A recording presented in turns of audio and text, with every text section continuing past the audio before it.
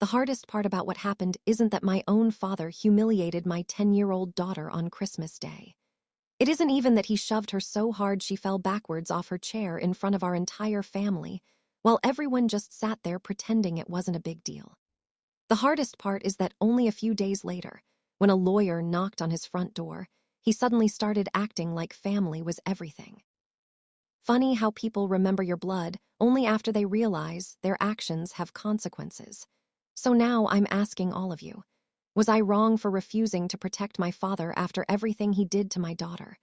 Would you have forgiven him just because he was family, or would you have done exactly what I did? Because this story completely changed the way I look at the people who raised me. I grew up believing Christmas was supposed to be magical, but in our house it was always about appearances. My father cared more about looking like the perfect family man than actually being one. He demanded respect, but he never earned it. Everything had to revolve around him. The decorations had to be exactly how he wanted. Dinner had to be served when he said.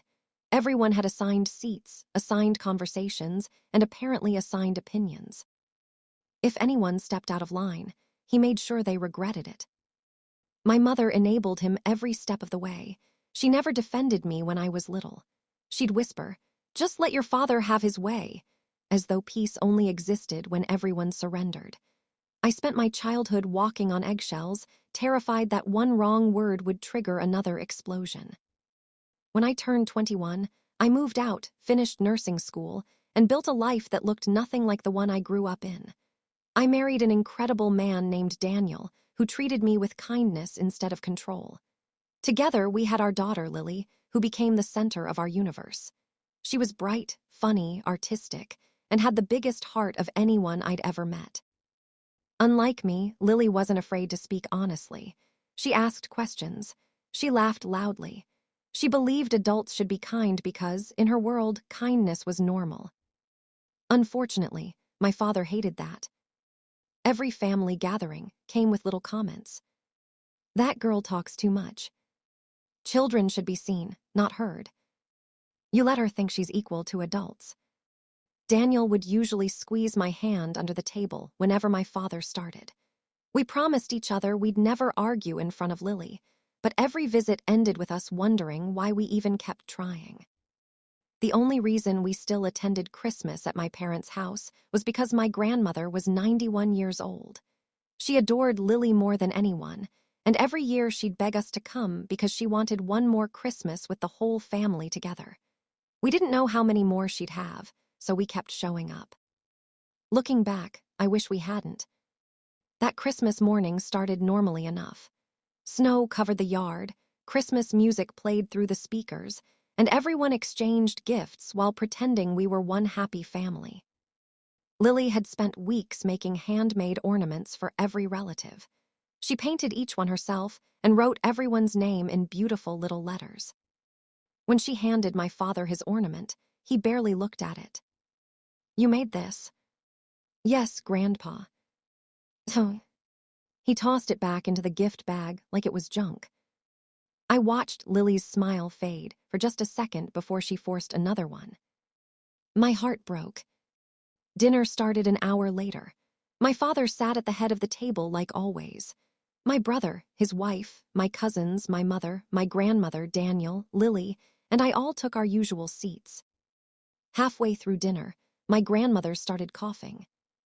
Lily immediately stood up. "Great-grandma, you can have my chair. It'll be easier." My grandmother smiled. "Oh, sweetheart, that's very kind." Before either of us could react, Lily carefully pulled out her chair so my grandmother could sit. She was about to grab another chair from the dining room when my father suddenly stood. "What do you think you're doing?" Lily froze. I was letting great-grandma sit." "That wasn't your decision." He grabbed the chair roughly. Lily still had one hand resting on it. Then it happened.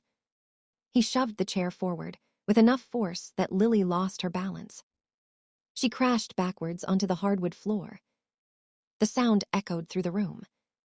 For a second, nobody moved.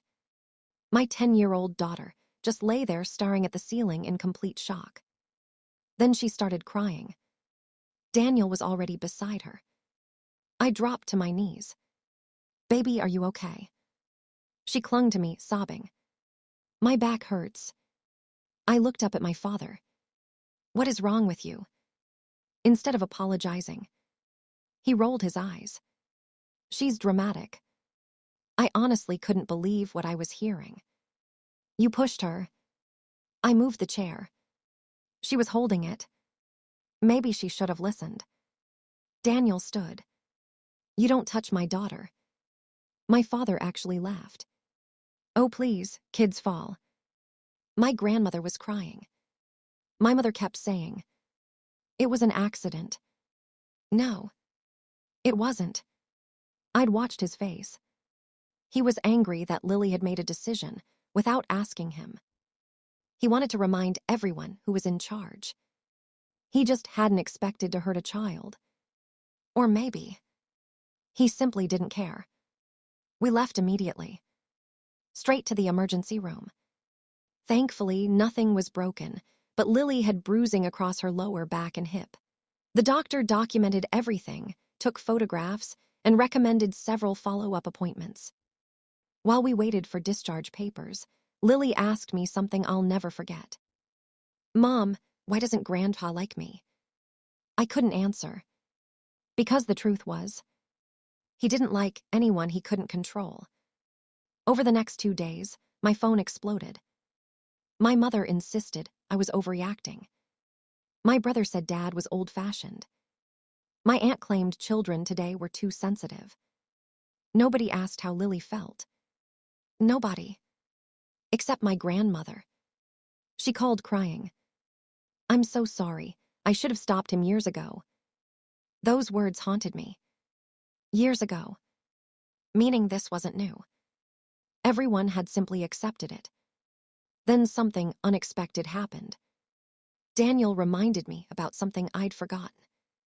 A security camera. Earlier that year, my cousin had installed cameras throughout the house because my grandmother had started wandering outside at night. One camera pointed directly toward the dining room. I called my cousin. She hesitated, then quietly admitted she'd already watched the footage. "You need to see it." When she sent us the video, every excuse disappeared. It wasn't accidental.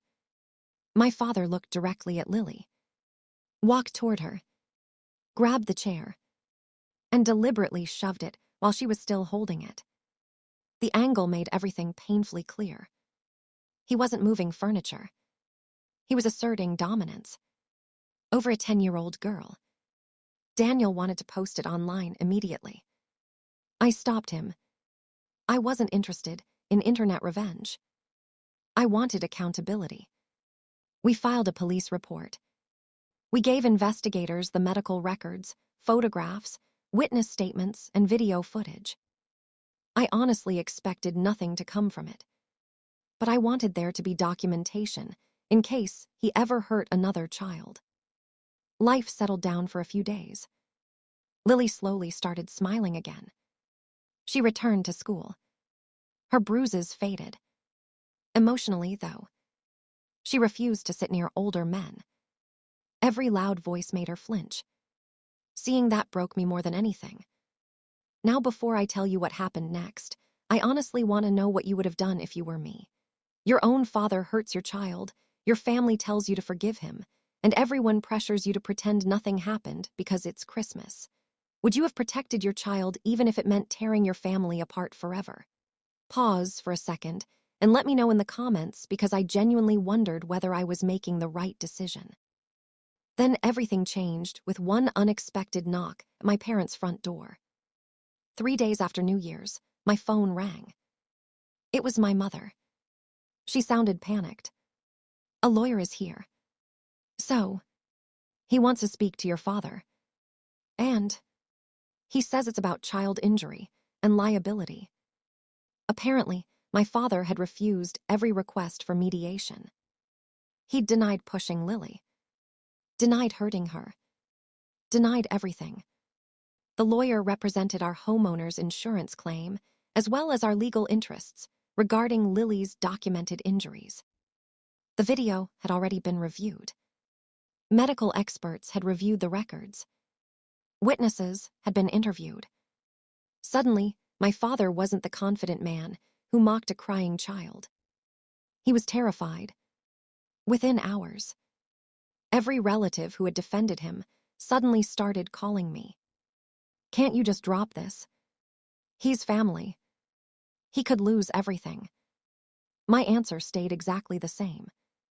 He should have thought about that before putting his hands on my daughter.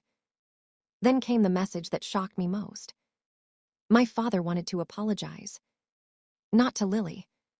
To me. Because he needed me to stop cooperating. I agreed to meet him. Only because I wanted closure. We met in a lawyer's conference room. The first thing he said wasn't, "I'm sorry." It was, "You've embarrassed me." I almost laughed. "You embarrassed yourself." I barely touched her. I slid my phone across the table. The video played. He watched himself shove a 10-year-old child. His face went completely pale. Then, silence. Finally, he whispered. I didn't think she'd fall. There it was. Not denial. Not remorse. Just regret that the consequences finally caught up with him. I looked him straight in the eyes. "You know what hurts the most? My daughter still asks what she did wrong." He couldn't answer. Because there wasn't an answer. Lily had done absolutely nothing. He simply couldn't tolerate kindness. That wasn't his idea. The legal process continued for several weeks. Eventually, rather than dragging everything through court, agreements were reached through attorneys and insurance. Medical expenses were covered, counseling for Lily was included, and formal documentation remained on record. More importantly, strict boundaries were established. My father wasn't allowed unsupervised contact with Lily. There wouldn't be another Christmas together. There wouldn't be birthdays. There wouldn't be family vacations. Those privileges were gone. Some relatives accused me of destroying the family. But here's the thing. Families aren't destroyed when victims speak up. They're destroyed when abuse is ignored. Over the next year, Lily started therapy. Slowly, she became herself again. One afternoon, she asked if kindness was still worth it. I hugged her tighter than I'd ever hugged anyone. Never let someone else's cruelty convince you to stop being kind. She smiled. That smile reminded me why I'd fought so hard. My grandmother passed away peacefully later that year. Before she died, she squeezed my hand and whispered something I'll treasure forever. "You ended what I never had the courage to end." I cried for hours afterward. Not because I'd lost her, but because she'd carried that fear her entire life. The rest of the family remains, divided to this day. Some still believe I overreacted. Others quietly admitted they'd experienced the same behavior growing up, but had been too afraid to confront him. Funny how one person finally saying, "Enough," gives everyone else permission to tell the truth.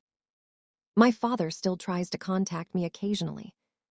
He sends birthday cards, holiday messages, long emails explaining that people deserve second chances. Maybe they do. But second chances don't automatically include access to the people they hurt. Especially children. Lily is older now. She's confident again. She volunteers at school, stands up for classmates who get bullied, and still believes people can choose kindness. Every time I watch her laugh, I know I made the right decision. Protecting your child is never betrayal. Ignoring abuse is. If there's one lesson I hope anyone listening takes away from my story, it's this. The title of parent or grandparent doesn't excuse harmful behavior. Respect should never come at the expense of a child's safety or dignity, and love without accountability isn't really love at all. Standing up for the people who depend on you may cost you relationships, but the peace that comes from knowing you protected them is worth every sacrifice. If you were on my side, make sure to like this video. Subscribe for more unbelievable stories like this, and don't forget to share your final thoughts on this whole mess down in the comments. I read as many of them as I can, and I genuinely love to know what you would have done in my place. Thanks for listening. Take care of yourselves and the people you love, and I'll see you all in the next story.